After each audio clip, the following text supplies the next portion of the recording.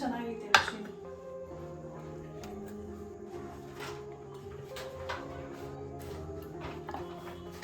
ನಮಸ್ಕಾರ ವೀಕ್ಷಕರೇ, ಇವತ್ತು ಸ್ಟ್ರೀಟ್ ಸ್ಟೈಲ್ ಚೋಲೆ ರೆಸಿಪಿ ತೋರಿಸ್ತಾ ಇದ್ದೀನಿ. ನಾನು ಒಂದು 1/4 kg ಚೋಲೆ ತಗೊಂಡಿದ್ದೀನಿ. ಇದನ್ನ ಒಂದು 8 ಅವರ್ ನೆನೆಸಿಟ್ಟು ತಗೊಂಡಿದ್ದೀನಿ.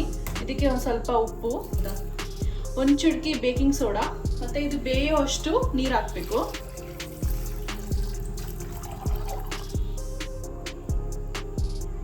ನೋಡಿ, ಇಷ್ಟು ಮುಳುಗೋಷ್ಟು ನೀರು ತಗೊಂಡಿದ್ದೀನಿ.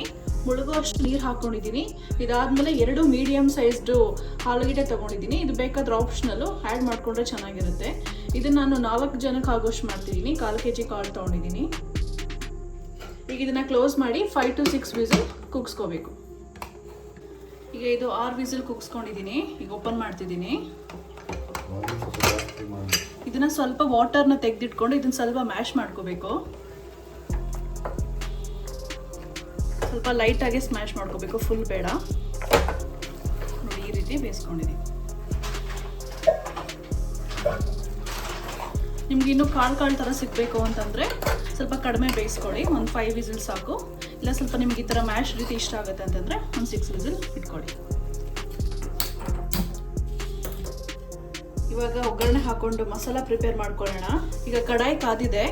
ಒಂದು 3 ಟೇಬಲ್ ಸ್ಪೂನ್ ಅಷ್ಟು ಆಯಿಲ್ ಹಾಕೋತಾ ಇದ್ದೀನಿ. ಈಗ ಎಣ್ಣೆ ಕಾದಿದೆ. ನಾನು ಇಲ್ಲಿ ತೋರಿಸೋ ಸ್ಪೈಸಸ್ ಆ್ಯಡ್ ಮಾಡ್ಕೋಬೇಕು.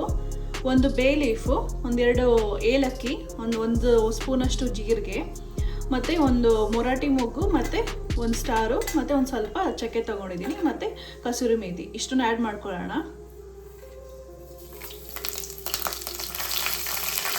ಇದೆಲ್ಲ ಫ್ರೈ ಮಾಡಬೇಕಾದ್ರೆ ಮೀಡಿಯಂ ಫ್ಲೇಮಲ್ಲಿ ಇಟ್ಕೊಳ್ಳಿ. ಇದಕ್ಕೆ ಮೀಡಿಯಂ ಸೈಜ್ಡು 3 ಈರುಳ್ಳಿ ತೊಗೊಂಡಿದ್ದೀನಿ. ಸಣ್ಣದಾಗಿ ಹಚ್ಚಿಟ್ಕೊಂಡಿದ್ದೀನಿ, ಹಾಕ್ತಿದ್ದೀನಿ. ಈಗ ಒಂದು 2 ನಿಮಿಷ ಈರುಳ್ಳಿ ಫ್ರೈ ಮಾಡ್ಕೊಂಡಿದ್ದೀನಿ. ಈಗ 1 ಟೀ ಸ್ಪೂನ್ ಅಷ್ಟು ಜಿಂಜರ್ ಗಾರ್ಲಿಕ್ ಪೇಸ್ಟ್ ಹಾಕ್ತಿದ್ದೀನಿ. ಫ್ರೈ ಮಾಡ್ಕೊಳ್ಳೋಣ. ಜಿಂಜರ್ ಗಾರ್ಲಿಕ್ ಪೇಸ್ಟ್ ಹಾಕಿದ್ಮೇಲೆ ಅದೊಂದು ಹಸಿ ಸುವಾಸನೆ ಹೋಗೋ ತನಕ ಒಂದು 2 ನಿಮಿಷ ಫ್ರೈ ಮಾಡ್ಕೋಬೇಕು. ಈಗ ಆದಮೇಲೆ ಒಂದು 3 ಮೀಡಿಯಂ ಸೈಜ್ ಟೊಮೊಟೊ ಪ್ಯೂರಿ ಮಾಡ್ಕೊಂಡಿದ್ದೀನಿ, ಅದನ್ನ ಹಾಕ್ತಿದ್ದೀನಿ.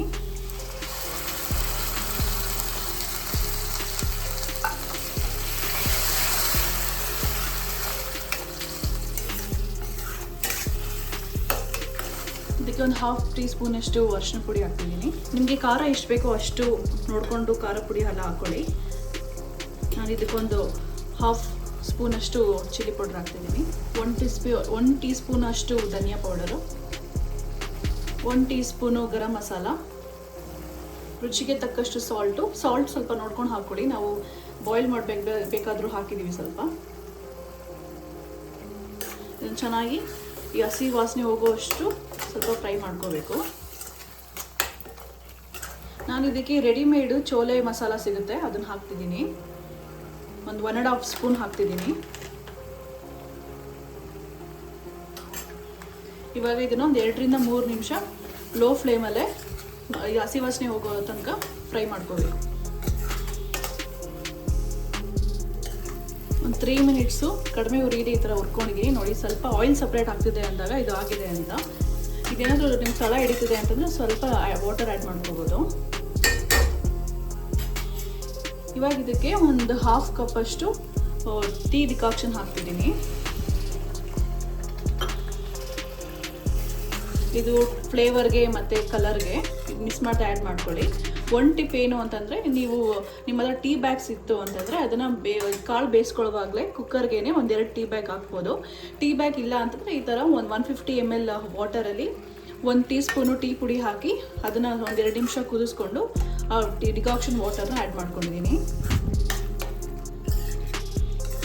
ಒಂದು 2 ನಿಮಿಷ ಫ್ರೈ ಆಗಬೇಕು. ಈಗ ಮಸಾಲೆ ಚೆನ್ನಾಗಿ ಫ್ರೈ ಆಗಿದೆ. 3 ನಿಮಿಷ ಸಿಮ್ಮರಲ್ಲೇ ಫ್ರೈ ಮಾಡ್ಕೊಂಡಿದ್ದೀನಿ. ಇವಾಗ ಬೆಂದಿರೋ ಚೋಲೆ ಹಾಕೋಣ.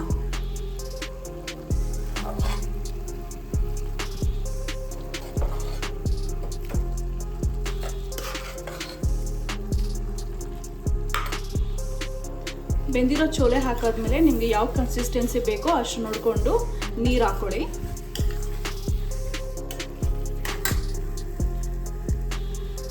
ನಾನು ಆಗಲೇ ಬೆಂದಿರೋ ನೀರು ತೆಗೆದಿಟ್ಕೊಂಡಿದ್ದೆ, ಅದನ್ನೇ ಹಾಕ್ತಿದ್ದೀನಿ. ನಿಮ್ಮ ಕನ್ಸಿಸ್ಟೆನ್ಸಿ ನೋಡ್ಕೊಂಡು ಎಕ್ಸ್ಟ್ರಾ ನೀರು ಬೇಕು ಅಂತಂದರೆ ಹಾಕ್ಕೊಳ್ಳಿ. ಇದನ್ನು ಚೆನ್ನಾಗಿ ಮಿಕ್ಸ್ ಮಾಡಿ ಒಂದು ಸಿಮ್ಮರಲ್ಲಿ ಒಂದು 5 ನಿಮಿಷ ಲಿಡ್ ಕ್ಲೋಸ್ ಮಾಡಿ ಬೇಯಕ್ಕೆ ಬಿಡಬೇಕು.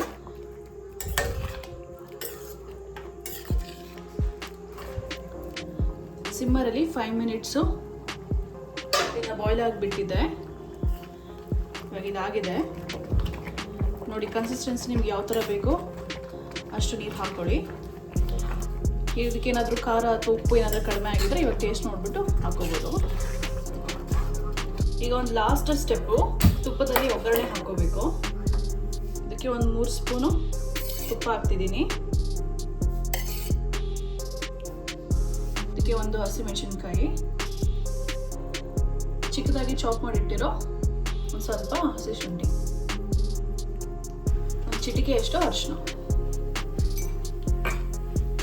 ಸ್ವಲ್ಪ ಫ್ರೈ ಆಗಲಿ.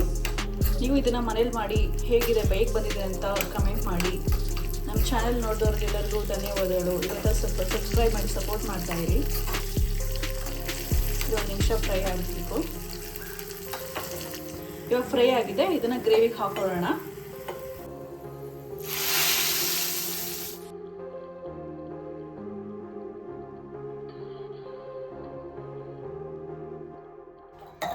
ಗಾರ್ನಿಷಿಗೆ ಒಂದು ಸ್ವಲ್ಪ ಕೊತ್ತಂಬರಿ ಸೊಪ್ಪು.